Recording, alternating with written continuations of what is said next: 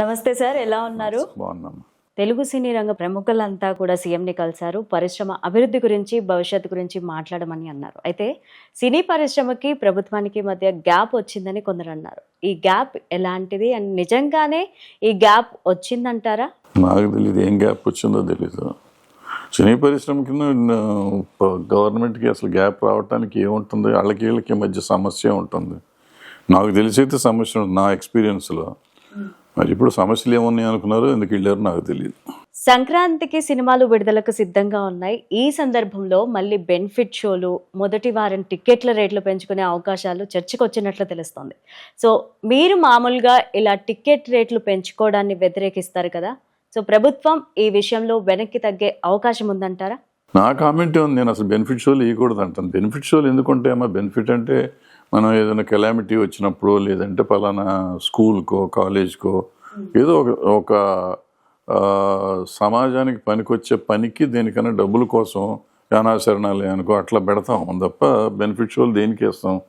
మధ్యలో కొంతకాలం ఏం చేశారంటే ఫ్యాన్సే థియేటర్ బుక్ చేసుకుని ముందు రోజు రాత్రి కొన్ని థియేటర్లో, అన్ని ఊళ్ళు కాదు, కంప్లీట్ ఇప్పుడు కాదు, ఇప్పుడులాగా కాదు, చేసుకుని వాళ్ళు టికెట్ రేట్ కొంచెం పెంచుకొని వాళ్ళు అభిషేకాలు చేస్తారు కదా, ఏదో ఆ ఫ్యాన్స్ పోస్టర్లు గెస్టులు వేస్తారు ఖర్చుల కోసం అని చేసుకునేవారు. అది ఇప్పుడు ఏమైపోయిందంటే, ఇప్పుడు ప్రతి ఊళ్ళోనూ వేసేసి బెనిఫిట్ షో అనే పేరు చెప్పేసి దాని రేట్ ఎక్కువ పెట్టి టికెట్లు అమ్ముకోవటం, దాన్ని పబ్లిసిటీ చేయటం, మాది ఎక్కువ వచ్చిందంటే మాది ఎక్కువ అయిపోయిందని ఏలామేజ్ అయిపోయింది. అది తప్పని నేను మొదటి నుంచి చెప్తున్నాను, చేయకూడదు. అసలు మనకు అవసరం ఏముంది నైట్ వేయాల్సిన అవసరం. అంటే ఏమవుతుంది ఇప్పుడు ఈ పాపం వాళ్ళకి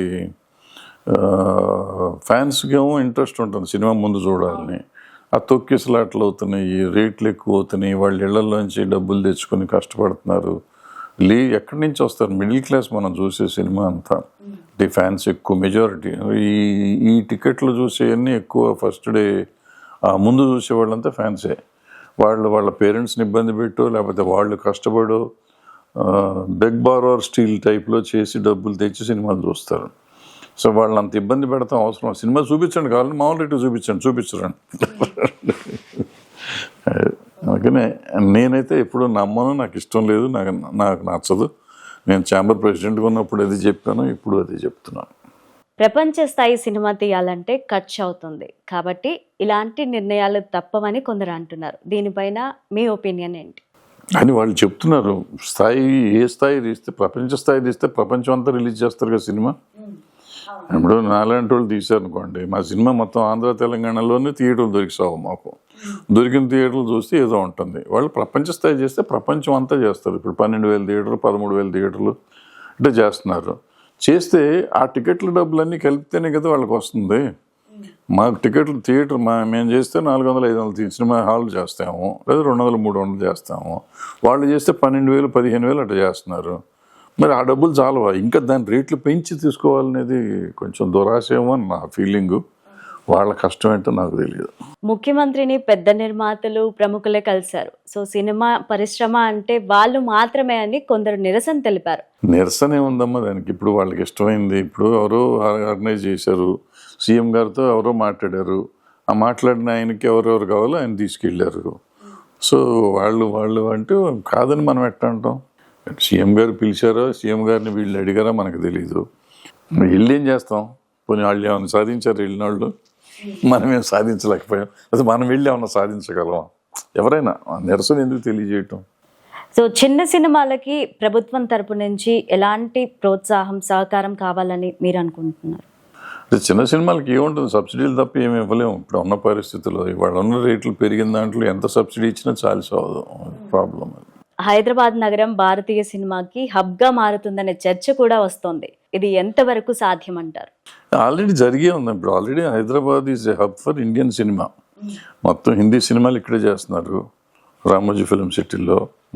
మలయాళం సినిమాలు మలయాళం కూడా ఇక్కడే తీస్తున్నారు, కన్నడ ఇక్కడే తీస్తున్నారు, తమిళ్ ఇక్కడే తీస్తున్నారు.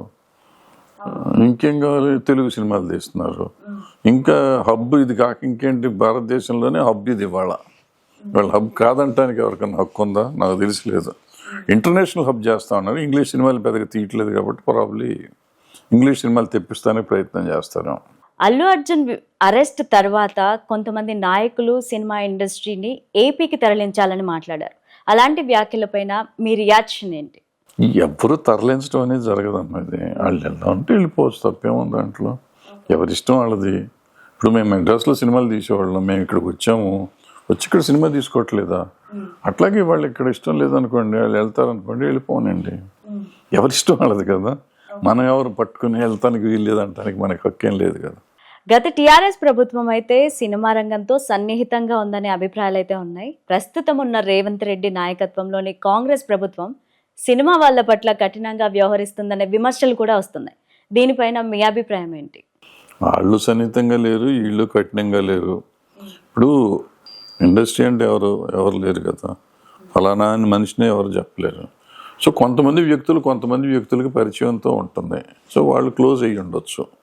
ఇండస్ట్రీ క్లోజ్ ఏం కాదు. ఎప్పుడు ఈవెన్ తెలుగుదేశం ప్రభుత్వం ఉన్నప్పుడు కానీ, కాంగ్రెస్ బీఆర్ఎస్ ఉన్నప్పుడు కానీ వాళ్ళు కొంతమంది ఉంటారు. ఇప్పుడు కూడా రేవంత్ రెడ్డి గారితో కొంతమంది క్లోజ్గా ఉన్న వాళ్ళు ఉంటారు.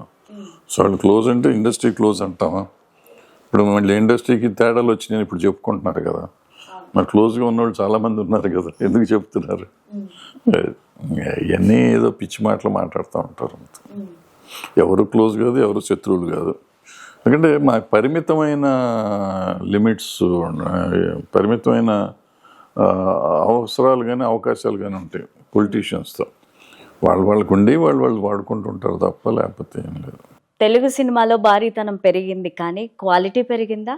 కళాత్మకత అనే ధోరణి పూర్తిగా కనుమరుగైనట్లేనా? మీరు అందరూ చూస్తున్నారు కదా మా సినిమాలు. మరి నన్ను అడగటం నానోడితో చెప్పిస్తాను. కాకపోతే మీరు సినిమాలు చూస్తున్నారు కదా. కళాత్మక ధోరణి ఉందా, మామూలుగా ఉన్నాయా, కళాత్మక సినిమాలు తీస్తున్నారా లేదా మీకు తెలీదా? మేము సినిమాలు చూస్తున్నాం సార్, మీరు దగ్గర చేస్తూ. మేమేం చేయట్లే. నేను మానేసి చాలా కాలం నేను దూరంగా ఏదో సిటీకి దూరంగా బతుకుతున్నా. ఏదో మీరు వచ్చారని మాట్లాడుతున్నా అంతే.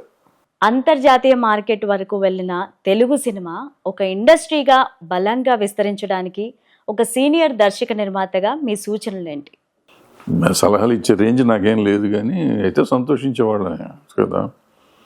మనం ఇంటర్నేషనల్ స్టాండర్డ్కి వెళ్ళటానికి కానీ, ఇంటర్నేషనల్ సినిమాలతో పోటీ పడే లెవెల్కి వెళ్తే ఓ తెలుగువాడిగా నేను గర్విస్తాను. సినిమా ఇండస్ట్రీ మనిషిగా అంతకంటే ఎక్కువ గర్విస్తాను.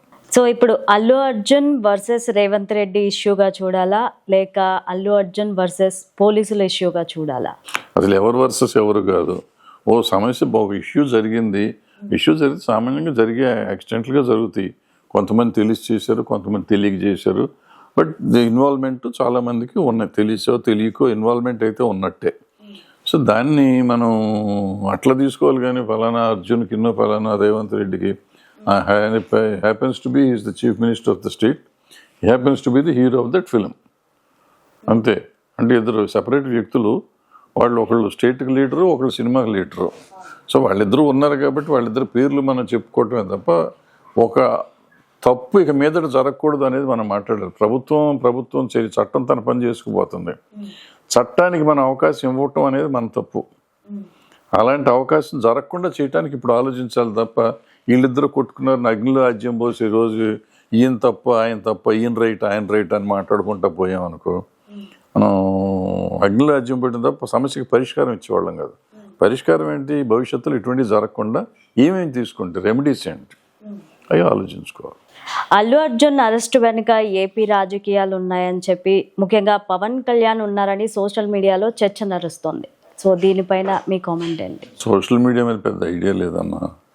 ఏదో చెప్తుంటారు. ఇప్పుడు వాళ్ళకి అల్లు అర్జున్ మీద ఉండాల్సినంత అవసరం ఏముంది, లేదా అల్లు అర్జున్ గారికి వాళ్ళ మీద ఉండాల్సిన అవసరం ఉంది. ఎందుకు అనుకుంటారో తెలియదు. మనకి ఖాళీగా ఎక్కువైపోయింది, ఖాళీ టైం ఎక్కువై మనం ఏదో చెప్పుకుంటూ ఉంటాం. వాళ్ళందరూ పర్టికులర్ ఫ్యామిలీ, వాళ్ళిద్దరూ ఒకే ఫ్యామిలీ కదా, వాళ్ళకి ఏముంటుంది దాంట్లో. అండ్ రీసెంట్గా మనం జానీ మాస్టర్ ఇష్యూ కూడా చూసాము. ఆయన ఇష్యూలో జాతీయ అవార్డుని వెనక్కి తీసుకోవడం కరెక్ట్ అని అంటారా? వాళ్ళ ఇష్టం వచ్చింది వాళ్ళు చేశారు. మనం ఏం చెప్తాం? నేనెవరిని దాని గురించి మాట్లాడతాను. సో టోటల్గా ఇప్పుడు మూవీ ఇండస్ట్రీ సిచ్యువేషన్ ఏ విధంగా ఉంది అంటే ఏం చెప్తారు? బ్రహ్మాండంగా ఉంది. సినిమా ఇండస్ట్రీకి ఏమైంది? వాళ్ళు ఇంటర్నేషనల్, మీరే అన్నారు కదా ఇంటర్నేషనల్ స్టాండర్డ్స్ అంటున్నారు. మనం 2,000 కోట్లు 3,000 కోట్లు చేసే సినిమాలు తీయగలుగుతున్నాం, వస్తున్నాయి కూడా డబ్బులు. ఆల్మోస్ట్ నా 5-6 సినిమాలు 1000 కోట్ల సినిమాలు ఇండియాలో ఎవరో చేయలేదు, మన తెలుగు వాళ్ళే చేశారు. సో నేను తెలుగు సినిమా వాడిగా చాలా గర్వపడుతున్నాను. నేను 5,000 కోట్లు 10,000 కోట్లు నేను అనేది టాప్ 10 ఆఫ్ ఇంటర్నేషనల్ టాప్ 10లో మనం రావాలని నా కోరిక. మొన్న ఆ సినిమా కల్కి అప్పుడే నేను అనుకున్నాను, అది నెరవేరలేదు. పుష్ప ఏమైనా చేస్తుంది అనుకున్నా, అది కూడా దగ్గరికి వచ్చుతాను, కానీ 2,000 కోట్లు టచ్ చేయట్లేదు. సో నెక్స్ట్ ఏదన్నా వచ్చి 2,000 కోట్లు కాదు నా టార్గెట్, 10,000 కోట్లు చేసే సినిమా కావాలి, అట్లీస్ట్ 5,000 కోట్లు చేసే సినిమా కావాలి. అది తీయాలి తెలుగు సినిమా వాళ్ళు, నేను చూడాలి, నేను బతికొండగా చూడాలి కోరుకుంటున్నాను. అండ్ బన్నీ జైలు నుంచి రిలీజ్ అయిన తర్వాత చాలా మంది సెలబ్రిటీలు కలవడానికి వెళ్ళారు. అది చాలా మంది మీడియా వాళ్ళు కానీ బయట వాళ్ళు కానీ తప్పు పట్టడం జరిగింది. అది నిజంగా తప్పేనంటారా? మీడియా వాళ్ళు తప్పు పెడితే మీడియా వాళ్ళు కెమెరాలు ఎందుకు పెట్టారమ్మా అక్కడ? అసలు ఎందుకు వెళ్ళారు వీళ్ళు అక్కడికి? వాళ్ళ ఇంటికి ఎవరో జనం వచ్చారు, ఇల్లు తీస్తా ప్రదర్శన పెట్టింది ఇల్లు పెట్టి మళ్ళీ తప్పు పడతాం ఎందుకు? ఇప్పుడు మన కన్నుల పండగకి ఏదైనా జరుగుతుంది అనుకో, అది ఆనందించారు, నడిచిపోయింది. బట్ అది ఎందుకు జరిగింది ఏంటనేది నాకు తెలియదు. అది వాళ్ళ పర్సనల్ విషయాలు కదా. ఇప్పుడు వాళ్ళ ఇంటికి ఎవరు వెళ్ళాలి ఎవరు వెళ్ళకూడదు అని మనం చెప్పేవాళ్ళం కాదు కదా. ఎందుకు వెళ్ళారు, ఎందుకు వెళ్ళాలి, ఎందుకు వెళ్ళకూడదు అని కూడా మాట్లాడే హక్కు మనకు లేదు, ఎవరిష్టం వాళ్ళది. సార్, అల్లు అర్జున్ ఇష్యూతో హీరోలు రిలీజ్ రోజున మూవీకి రావడం మానేస్తారా ఇక మీదట? అందుకోసమే సినీ పెద్దలు ఏమైనా చర్యలు తీసుకునే ఛాన్స్ ఏమన్నా ఉందా? ఇది అల్లు అర్జున్ కోసమే కాదమ్మా, ఎనీ హీరో ఇంతకు ముందు కూడా వెళ్ళేవారు, సినిమాలకు వెళ్లకుండా ఉండమని అంటలేదు. సినిమాకి వెళ్ళేటప్పుడు ముందు ఈ షో ఆఫ్ ఉండకూడదు, సైలెంట్కి వెళ్ళి సైలెంట్గా వస్తే చాలా వరకు తగ్గుతుంది. 90% అసలు వెళ్లకుండా ఉంటే బెస్ట్. హీరోలు ఎవరు సినిమాకి మార్నింగ్ షోకు వెంటనే, ఇంతకుముందు మార్నింగ్ షోకి వెళ్ళేవాళ్ళం, ఫస్ట్ డే మార్నింగ్ షోకి వెళ్ళేవారు హీరోలు అంతా. నైట్ స్పెషల్ షోస్ వేస్తున్నారు. పర్టికులర్గా స్పెషల్ షోస్ అప్పుడు ప్రాబ్లం ఏంటంటే మొత్తం ఫ్యాన్సే వస్తారు, ఎగబడిపోతారు, మీద పడిపోతూ ఉంటారు. అందుకని అది కొంచెం కష్టం అవుతుంది. అందుకని సాధ్యమైనంత వరకు అవాయిడ్ చేస్తే బెస్ట్. అది రీసెంట్గానే అల్లు అర్జున్ గారి ఇంటిపైన దాడి జరిగింది, ఓయూ స్టూడెంట్స్ దాడి చేశారు అని చెప్పి, దానిపైన మీ అభిప్రాయం? అది ఖండించాలమ్మా, తప్పది. వీళ్ళెవరు వచ్చి చేయటానికి డిమాండ్ చేయొచ్చు. వాళ్ళకి ఇష్టమైంది అనుకోండి, మీరు 2 కోట్లు 100 కోట్లు ఏమని అడగండి, అది ప్రాబ్లం లేదు. రాళ్ళు వేయటము రప్పలేయటము కరెక్ట్ కాదు, అన్యాయం. అది డెఫినెట్గా వీ షుడ్ కండెమ్ దట్. ఎవరైనా కండెమ్. సో ఇప్పుడు వీళ్ళు వెళ్ళింది థియేటర్కి వెళ్ళింది తప్పు అయినప్పుడు ఇంటి మీద రాళ్ళు వేయటం తప్పు ఎందుకు కాదు? దీన్ని సపోర్ట్ చేయకుండా దాన్ని సపోర్ట్ చేయడం అంటే మనం ఏంటి ఒక పార్టీకి వెళ్తున్నావా? కాదు కదా. అది తప్పు, ఇది తప్పే, అంతే. సో ఫ్యూచర్లో ఇక మీదట ఇలాంటి ఇష్యూస్ ఏదైతే సంధ్యా థియేటర్ దగ్గర జరిగిందో అలాంటి ఇష్యూస్ జరగకుండా ఇండస్ట్రీ పెద్దలు ఎలాంటి చర్యలు తీసుకోబోతున్నారు? ఇండస్ట్రీ పెద్దలు ఎవరు మన చర్యలు తీసుకుంటానికి? ఎవరికాళ్ళకి పెద్దవాళ్ళు అయిపోయారు, హీరోలు అని చిన్నపిల్లలు కాదు. వాళ్ళ నిర్ణయాలు వాళ్ళు తీసుకోవాలి. మేము వెళ్ళకూడదు, ఇటువంటి భవిష్యత్తులో సినిమాలకు వెళ్ళకూడదు. వాళ్ళకి అంత కోరిక కలిగింది అనుకోండి, ఒక నైట్ సపరేట్గా సినిమా షో చేసుకుని వాళ్ళే చూసుకోవచ్చు, ఇక్కడెక్కడ చూసుకోవచ్చు. లేదంటే థియేటర్లోనే వేసి ఎవరికి చెప్పకుండా కొంతమందిని పిలుచుకొని చూసుకుంటే తెలుస్తుంది అది. అంతే తప్ప ఇట్లా పబ్లిసిటీ చేసి దాన్ని హడావిడి చేసి టీవీల్లో వేసి అందరికి పిఆర్ చేసి అప్పుడు కుప్పలు జనం వచ్చినాక మన మీద పడ్డారు, వచ్చారు, బౌన్సర్లు వచ్చారు, పోలీసులు వచ్చారు, ఏదో జరిగింది, మళ్ళీ లేని పని కెలామిటీ జరిగితే ప్రాబ్లం కదా. అవి చేయకుండా చూసుకోవాలి. అండ్ ఇండస్ట్రీలో దాసనారాయణరావు గారు కావచ్చు, చిరంజీవి గారు కావచ్చు, మీరు కావచ్చు, మీ అందరితో పాటే ఇంకో పెద్ద ఫ్యామిలీ మోహన్ బాబు గారి ఫ్యామిలీ. అండ్ రీసెంట్గా వాళ్ళ ఫ్యామిలీలో కూడా చాలా ఇష్యూస్ జరుగుతున్నాయి. పబ్లిక్గా కూడా మంచు మనోజ్ చాలా మాట్లాడడం జరిగింది. అండ్ దాని మీద మీ అభిప్రాయం ఏంటి? నాకేం అభిప్రాయం లేదు, వాళ్ళ ఫ్యామిలీ ఇష్యూ కదా, మనకెందుకు? వాళ్ళ ఇంట్లో వాళ్ళ తల్లిదండ్రులు తండ్రి కొడుకుల మధ్య గొడవలు నాకెందుకు మధ్యలో? నేను ఆర్చేవాడినా తీర్చేవాడినా మన ఉద్దేశాలు చెప్తానికి. సో చిన్న ఆర్టిస్టులు ఈ మధ్య చాలా ఇష్యూస్లో అరెస్టులు ఫేస్ చేస్తున్నారు, పోలీస్ స్టేషన్లకు వెళ్తున్నారు, అండ్ చాలా కేసులు కూడా ఎదుర్కొంటున్నారు.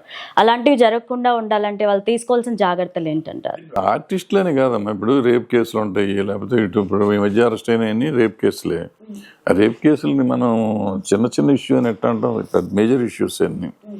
సో ఈ జరగకుండా చూసుకోవాల్సిన బాధ్యత మనకే. మనమేం చేస్తాం, మనుషుల్లో ఉండాలి, మనుషులకి ఒక మార్పు రావాలి. ఆ మార్పు వచ్చినప్పుడు జరుగుతుంది. మార్పు రావటం కోసం మన ప్రయత్నం ఏం చేయాలి?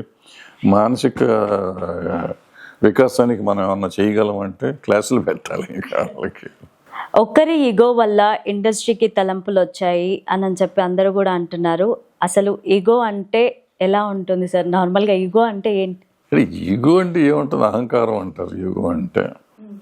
తెలుగులో మీనింగ్ చెప్పమంటే అంటే అట్లా ఏం కాదు. ఇది నేను అనేది ఏంటంటే ఒకళ్ళు ఈగో చేయటం అందేని కాదు. ఏమవుతుంది, రెగ్యులర్గా మనకి తెలియకుండా కొన్ని జరుగుతూ ఉంటాయి. అది అహంకారమా ఇంకోటి తెలియనితనం కూడా అనుకోవచ్చు కదా. మనం అహంకారం అంటాం, ఈగో అంటాం, కొన్నిసార్లు తెలియనితనం అంటాం, చెప్పుడు మాటలు వింటాం అంటాం. వీళ్ళు ఏదో చెప్తుంటారు, పక్కన ఉన్న వాళ్ళు ఏదో చెప్తూ ఉంటారు, చేస్తారు. బట్ ఏంటంటే మేజర్గా ఇప్పుడు మనకి వీళ్ళంతా పెద్దవాళ్ళు అయిపోయారు. ఆలోచించుకోవాలి, సొంత తెలివితేటలు ఉపయోగించాల్సిన అవసరం ఉంది. సొంత తెలివితేటలు ఉపయోగించకపోతే ఇప్పుడు అనవసరంగా ఇప్పుడు జరిగినట్టు జరుగుతుంది. ఇది జరగకూడదు. ఇది జరగకూడదు అనేది ఆలోచించాలి. అసలు మిగిలిన ఆలోచించకూడదు. నాకు జనం వస్తున్నారో రావట్లేదు, పక్కన వాళ్ళు మాలాంటి వాళ్ళం పని పాట లేదు. బాబు నువ్వు వెళ్తే అక్కడ జనం ఉండరు బాబు, మనం రావాలి బాబు, పిఆర్ చెప్తాడు బాబు అంటూ ఉంటారు ఈ పక్కన చేరి చెత్తగాళ్ళు. వీళ్ళ మాటలు అంటే మానేస్తే దరిద్రం వదులుతుంది. ఈ బాబు బాబు అనేవాళ్ళు ఉంటారు చుట్టూ, ఆ బాబుల్ని పంపించేయాలి, వెళ్ళగొట్టాలి. సో ఫైనల్గా ఇండస్ట్రీ నుంచి ఫ్యాన్స్కి మీరు ఇచ్చే మెసేజ్ ఏంటి సార్? ఫ్యాన్స్ మంచోళ్ళు, అనవసరంగా ఇట్లా ప్రాణాలు పోగొట్టుకునే పరిస్థితి తెచ్చుకోకూడదు. అభిమానించడం తప్పు లేదు, సినిమాలు చూడటం తప్పు లేదు, కానీ దురభిమానంతో ప్రాణం మీదకి తెచ్చుకోకూడదు. ప్లస్ ఈ సినిమా హైపుల్లో డబ్బులు అంతంత డబ్బులు తగలేసుకోవటం కూడా అవసరం లేదు. మన స్తోమతను బట్టి చేసుకోవాలి. బట్ వాళ్ళ ఇష్టం వాళ్ళది అనుకోండి, మనం ఎవరో చెప్తానికి. కానీ జాగ్రత్తగా ఉండండి. మీ ప్రాణాలు ముఖ్యం ముందు, అభిమానం కంటే ప్రాణం ముఖ్యం. తర్వాత అభిమానంతో మంచి పనులు చేయండి, సమాజానికి పనికి వచ్చే పనులు చేయండి.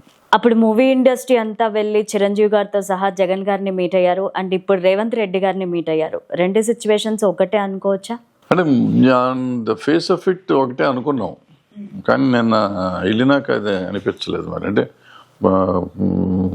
ముఖ్యమంత్రి గారు రేవంత్ రెడ్డి గారు మేడ్ ఇట్ క్లియర్, అసలు దాని గురించి మాట్లాడొద్దని ముందే చెప్పేశారు. నేను అసెంబ్లీలో చెప్పింది ఏదైతే ఉందో దానికి కట్టుబడి ఉంటానన్నారంటే, సో రేట్లు పెరగటానికి వీలు లేదని ఆయన చెప్పేశారు. సో వీళ్ళు కూడా ఎత్తల ఆ విషయం. ఇద్దరు మురళీమోహన్ గారును దిల్ రాజు గారు ఏదో మాట్లాడటానికి ట్రై చేశారని ఏదో చెప్పారు, విన్నాను నేను. కరెక్ట్ వివరాలు నాకు తెలియదు లోపల ఏం జరిగిందో. బట్ ముఖ్యమంత్రి గారు చెప్పారంటే అప్పుడు అక్కడ ఆంధ్రాలో జగన్మోహన్ రెడ్డి గారు చెప్పింది ఇప్పుడు ఏం చెప్పింది దగ్గర ఒకటే అవుతుంది. అయితే అక్కడ ముందు నుంచి ఆయన చెప్పారు, ఇక్కడ కెలామిటీ జరిగినాక చెప్పారు. బట్ సబ్జెక్ట్గా ఒకటే. యాక్చువల్గా ఇది రాజశేఖర రెడ్డి గారు ఉన్నప్పుడు కూడా ఒకసారి అనుకున్నారు, తర్వాత వదిలేశారు. నేను అంతకుముందు చంద్రబాబు నాయుడు గారు ఉన్నప్పుడు కూడా రేట్లు ఉండేవి, ఏదో సినిమా కోసం అని అప్పుడు రేట్లు ఇచ్చారు. అక్కడి నుంచి కంటిన్యూస్గా జరుగుతుంది. Thank you so much sir, thank you for your time.